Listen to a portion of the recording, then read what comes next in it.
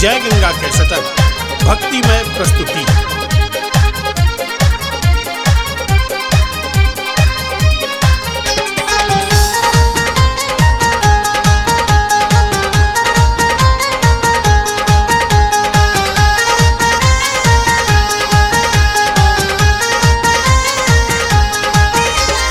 अमृत सागर हम बिस के रे गागर, अमृत सागर हम बिस के रे गागर। पापक घैला दियो फोर, एक बेर ला लेना हमरो कोर, हे एक बेर ला लेना हमरो कोर।